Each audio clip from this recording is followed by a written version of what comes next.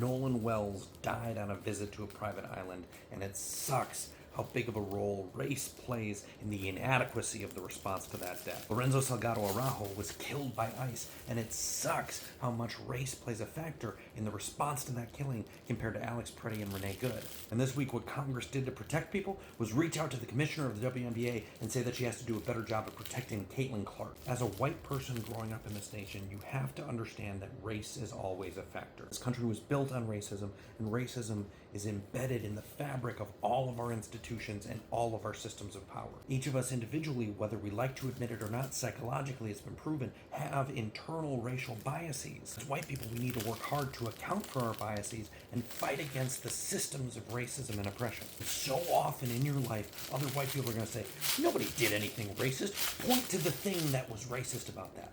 But the way that it works is racism is so embedded in the systems of power that it often plays out in subtle ways that you can't point to one action or one person and say, that was the racist moment. It's that racism influences the power at each step in the process. Sometimes it's just that the systemic advantages go back so far, it's hard to pinpoint, like the white kid who commits a crime and is protected by generational wealth, like the insanely disproportionate number of white judges, or how through the course of history, 99% of the people who write and enforce our laws are white men. We often see the white in-group of power deny the reality of people of color and say, that's not how it works, that's not happening, that's not real, which is why it's so important to listen to people of color and accept their reality at face value. Importantly, as a white person, to amplify their voices and give credit to their experience. We need to be working to fight against both the overt racism and the subtle forces of systems of power. And the uncomfortable thing is our work is never done. There's always more we can do. There's always things we should have done better. They can't let the fear of not quite doing good enough prevent us from trying our damnedest every step of the way to do better. We're living in a country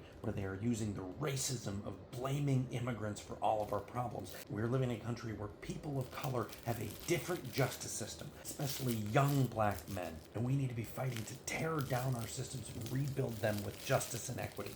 And as a white person in this country, you have to be prepared to say, yes, race is always a factor. Yes, our systems of power have systemic racism embedded in them. The history of racism runs deep and it affects us to this current day, whether it's medical research, redlining in neighborhoods, access to resources, or even how a teacher sees two students differently. So today it looks like being as loud as possible for Nolan and Alonzo and demanding justice, but it's not going to stop.